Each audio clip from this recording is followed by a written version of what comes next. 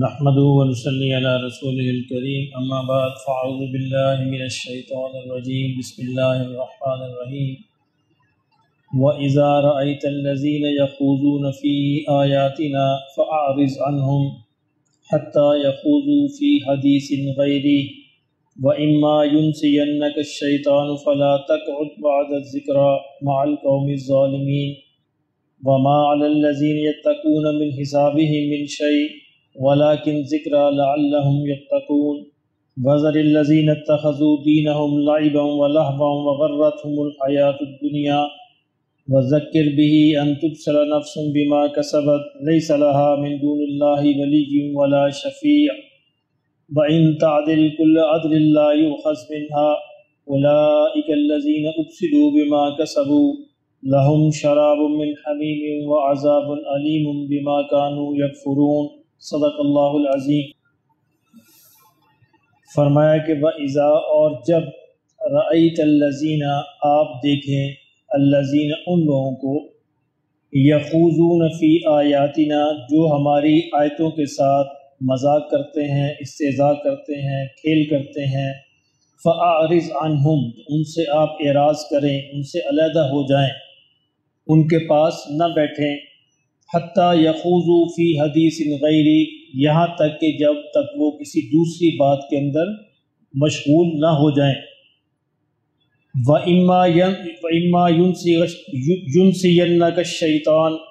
اور اگر شیطان آپ کو بھلا دے، فَلَا تَقْعُدْ بَعْدَ الذِّكْرَىٰ تو یاد آنے کے بعد پھر کبھی ان کے پاس نہ بیٹھیں، مع القوم الظالمین ان ظالم کو وہ قوم جو کہ ظالم ہے۔ یہ ایک بڑی ہی قرآن مجید کی اور بھی مختلف مقامات پر اس کی ہدایت کی گئی ہے کہ انسان کو ایسی محفل سے، ایسی مجلس سے اجتناب کرنا چاہیے جس میں اللہ یا اللہ کے رسول کی باتوں کا مذاق اڑایا جاتا ہو، یا اس کے بارے میں استہزاء کیا جاتا ہو، اس کے بارے میں لطیفے سنائے جاتے ہوں، اس کے بارے میں نکتہ چینیاں کی جاتی ہوں۔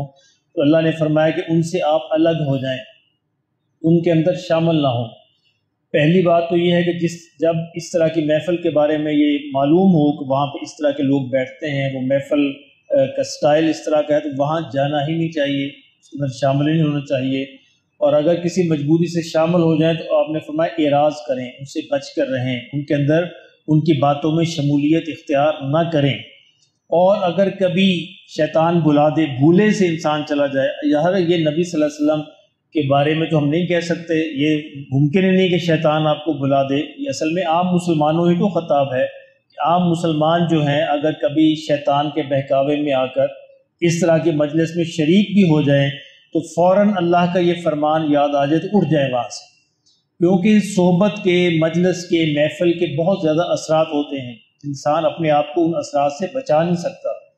وہ نہ چاہتے ہوئے بھی انسان پر آہستہ آہستہ وہ اثرات ہونا شروع ہو جاتے ہیں۔ اس لیے اس طرح کی صحبتوں سے بچنا بہت ضروری ہے، اور اللہ نے اس طرح کے لوگوں کو ظالم کہا ہے، جو اللہ کی آیات کا استہزاء کرتے ہیں، مذاق اڑاتے ہیں، وہ اصل میں ظالم ہیں، اور ان سے بچنا فرمایا ان سے بچنا بہت ضروری ہے۔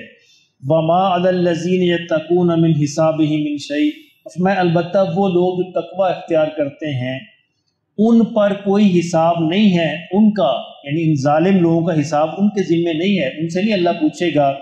کب تک؟ وَلَٰكِن ذِكْرَىٰ جب تک کہ وہ ان کو نصیحت کرتے رہیں۔ ہاں ان کے ذمے نصیحت ضرور ہے کہ ان لوگوں کو جن کے بارے میں یہ علم ہو کہ وہ اس طرح کی باتیں، حرکتیں کرتے ہیں، ان کو نصیحت کرنا ان کی ذمہ داری ہے۔ جب موقع مناسب دیکھیں، موقع مال دیکھیں تو مناسب الفاظ میں ان کو نصیحت کرتے رہیں، لیکن ان سے ان کے بارے میں نہیں پوچھا جائے گا۔ یہ اصل میں صحابہ کے اس سوال کے جواب میں ہے۔ صحابہ نے نبی صلی اللہ علیہ وسلم سے پوچھا کہ یا رسول اللہ صلی اللہ علیہ وسلم ہم تو جاتے ہیں، یعنی ہم نے کعبہ جانا ہوتا ہے، طواف کرتے ہیں، وہاں پہ شامل ہوتے تو وہاں پہ کفار بیٹھے ہوتے ہیں، تو وہ مذاق اڑاتے ہیں اس طرح کی باتوں کا، آیات کا بھی، اللہ کا بھی، اللہ کے رسول کا بھی، تو کیا ہم وہاں پہ جانا چھوڑ دیں؟ قرآن نے یہ کہا، تو یہاں پھر اس موقع پر یہ آیت اتری کہ نہیں، تم سے اللہ حساب نہیں لے گا، تم اس مقصد کے لیے وہاں نہیں جاتے، تم تو اپنے مقصد کے لیے جاتے ہو، تم البتہ ان کی محفلوں میں شامل نہ ہو، بلکہ موقع محل دیکھ کر ان کو نصیحت کیا کرو، نصیحت کا موقع جانے نہ دو، دعوت کا موقع جانے نہ دو، اس کام کے لیے ضرور جاؤ، اللہ تم سے ان کے بارے میں نہیں پوچھے گا، ان کا حساب نہیں لے گا۔ حال بتہ جو ان کے اندر نیت کے ساتھ شامل ہو جائے تو ظاہر ہے وہ پھر انہی میں سے سمجھا جائے گا۔ وَذَرِ الَّذِينَ اتَّخَذُوا، فرمایا کہ چھوڑ دو الَّذِينَ ان لوگوں کو اتخذوا جو بناتے ہیں دینہم لعبا و لہوا، دین کو کھیل اور مذاق، وغرتہم الحیات الدنیا، اور دنیا کی زندگی نے ان کو دھوکے میں ڈال رکھا ہے، یعنی ان کے سارے پلان، سارے منصوبے وہ دنیا کے لیے ہوتے ہیں، موت سے پہلے پہلے کے لیے ہوتے ہیں، قبر سے پہلے پہلے کے لیے ہوتے ہیں۔ تو یہ دھوکہ ہے دنیا کا، انسان کی پلاننگ میں، انسان کے منصوبوں میں قبر شامل ہی نہیں ہوتی، آخرت شامل ہی نہیں ہوتی۔ تو یہ فرمایا یہ دنیا کی زندگی کا دھوکہ ہے، تو یہ کھیل اور تماشا ہے۔ تو یہ لوگ جو ہیں، اس طرح کے لوگ جو دنیا کے دھوکے میں اندر گرفتار ہو جائیں،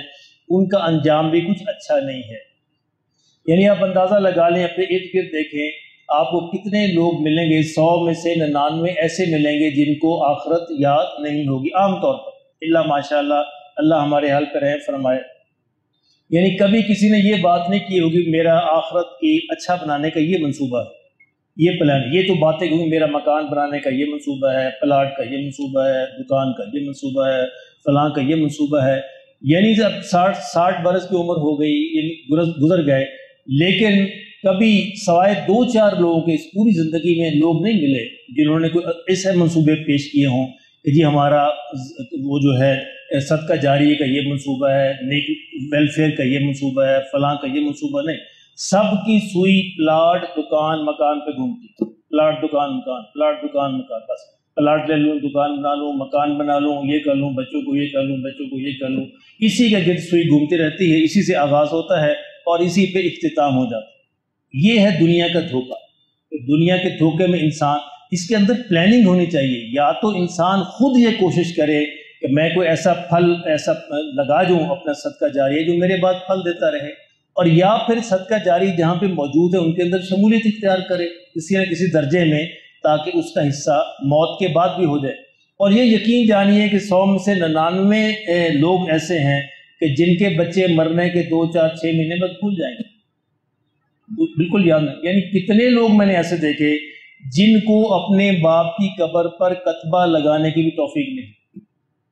یعنی زندگی میں بڑے بڑے دعوے تھے، قبریں مٹ گئی، ان کو یہ بھی نہیں پتا ہمارے باپ کی قبر کدھر ہے، دادا کی تو بہت دور کی بات ہے، یہ نہیں پتا کہ ہمارے باپ کی قبر کدھر ہے۔ اس لیے جو آپ زندگی میں خود کر گئے سو کر گئے، ورنہ اس امید پہ رہے کہ بچے کر دیں گے، اللہ ماشاء اللہ نیک بھی ہوتے ہیں، لیکن عام طور پہ ایسا ہے کہ وہ سب اپنی اپنی زندگی کے اندر مشغول ہو جائیں گے، کوئی کسی کو نہیں پوچھے گا۔ تو اللہ نے فرمایا ایسے لوگوں کے پاس بھی مت بیٹھو، یعنی جن کی دنیا کے منصوبے سارے دنیا کے ہی ہیں، آخرت کا ان کا کوئی منصوبہ نہیں ہے، اور جنہوں نے دین کو مذاق بنا رکھا ہے، آخرت کو مذاق بنا رکھا ہے، فرمایا ان لوگوں کے پاس بھی مت بیٹھو، ان کو بھی چھوڑ دو، ان سے بھی الگ رہو، کیونکہ ان کے اثرات تم پر پڑیں گے۔ ہمارے دوست کہنے لگے کہ یار میرے نا 4 بیٹے ہیں، 3 پلاٹ لے لیے ہیں، اب چوتھے کا کیا کروں؟ چوتھا بھی لے لو، 3 لے لیے ہیں تو پھر چوتھا بھی، اب سارے ان سے منسوخ۔ اچھا جن بچوں کے لیے وہ پلاٹ لے رہے ہیں نا، وہ بچے مرتے بھول جائیں گے، مرتے ان کو یاد نہیں رہے گا، اور حساب یہ دیں گے، حساب قیامت میں جا کے، پلاٹ انہوں نے خریدے ہیں، حساب یہ دیں گے میرے مرنے کے بعد میرے بچوں کا کیا ہوگا۔ ہماری سوئی یہاں پہ اڑتی ہے، نہیں، یہ سوچنا ہے کہ میرے مرنے کے بعد میرا کیا ہوگا، جو آپ نے کمایا ہے، جو آپ نے بنایا، اس کا حساب آپ نے دینا ہے۔ استعمال بچے کریں گے، انجوائے وہ کریں گے، اور حساب میں آپ پکڑے ہوئے ہوں گے۔ مجھے کہتے ہیں تمہارے کتنے بیٹے؟ میرے 4 بیٹے الحمدللہ۔ تو کتنے پلاٹ بنائے؟ کوئی بھی نہیں بنایا، ایک ہی مکان۔ جھوٹ بولتے ہو،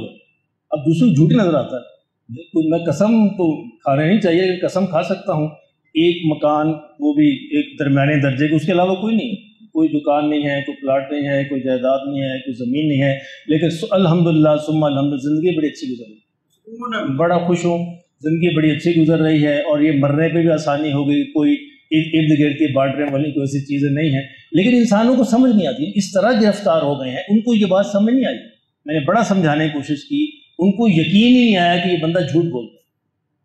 کیونکہ بندہ خود جس کام کے اندر گرفتار ہوتا ہے وہ سمجھتا ہے کہ شاید باقی بھی سارے یہی کام کر رہے ہیں۔ تو یہ اللہ نے اس کو دھوکہ فرمایا کہ یہ دنیا کی زندگی دھوکہ ہے، انسان اس دھوکے کے اندر گرفتار ہو جاتا ہے۔ فرمایا وذکر بھی، جو لوگ اس دھوکے میں گرفتار ہیں، وذکر بھی، ان کو آپ نصیحت کریں۔ کس کے ذریعے؟ بھی، اس قرآن کے ذریعے سے، اس قرآن کے ذریعے سے آپ ان کو نصیحت کرتے رہیے۔ ان تبصر نفس بما کسبت، اور ان کو بتائیے کہ ایسا نہ ہو کہ تمہارے نفسوں نے جو کمایا ہے اس کے ذمہ تم پکڑے جاؤ، ایسا نہ ہو کہ کل قیامت کو تم اس کی کرتوت میں پکڑے جاؤ۔ لیس لہا من دون اللہ ولی ولا شفیع، اور پھر جب پکڑے جاؤ گے تو اللہ کے ہاں تمہارا کوئی دوست اور مددگار نہیں ہوگا، ولا شفیع، اور نہ کوئی سفارش کرنے والا ہوگا۔ وَإِن تَعْدِلْ كُلَّ عَدْلٍ لَا يُؤْخَذْ مِنْهَا، اور اگر تم چاہو کہ ہر قسم کا معاوضہ فدیہ دے دو، فرمایا وہ بھی قبول نہیں کیا جائے۔ تین چیزیں ہوتی ہیں نا مصیبت سے چھڑانے کے لیے، یعنی انسان یا تو یہ سمجھتا ہے کہ میرے دوست مددگار وہ چھڑا لیں گے، وہ یا سمجھتا ہے کہ بڑا آ کے میری سفارش کر دے گا، اور یا سمجھتا ہے کہ مال دولت لے کر فدیہ دے دوں گا اس سے چھوٹ جاؤں گا۔ تو تینوں کی اللہ نے نفی فرما دی کہ تینوں وہاں پہ کام نہیں آئیں گے۔ اولئک الذین ابسلوا بما کسبوا، فرمایا یہی وہ لوگ ہیں جو دنیا کے دھوکے میں گرفتار رہے، یہی وہ لوگ ہیں ابسلوا بما کسبوا، جو پکڑے جائیں گے اپنی اس کمائی کے بدلے جو انہوں نے دنیا میں کمائی کی، کہ ان کی سوئی ساری عمر دنیا کے گرد ہی گھومتی رہی۔ کیا ہوگا؟ لہم شراب من حمیم وعذاب علیم، ان کے لیے ایسا پانی ہوگا جو کھولتا ہو، اللہ اپنی پناہ میں رکھے۔ وعذاب علیم، اور دردناک عذاب ہوگا، بما کانوا یکفرون، اس وجہ سے کہ وہ کفر کرتے تھے، انکار کرتے تھے۔ کس بات کا؟ ایک ہوتا ہے کفر زبانی انکار جو کافروں کا، اور ایک ہوتا ہے عملی انکار جو مسلمانوں کا ہے۔ یعنی کفر کے دو درجے ہیں، ایک زبانی ہے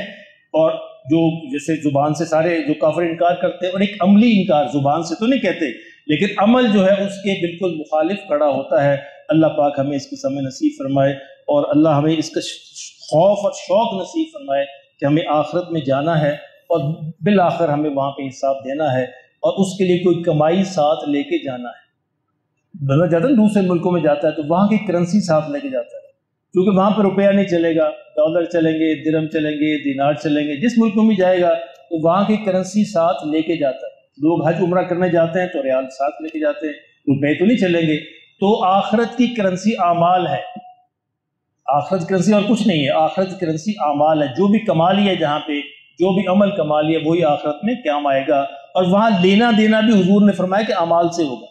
اگر کسی کا لینا دینا ہوا، انسانوں کا کوئی حساب ہوا، تو وہ بھی اعمال سے لینے دینے کا حساب بھی باق ہوگا۔ اللہ پاک ہمیں اس کی سمجھ نصیب فرمائے۔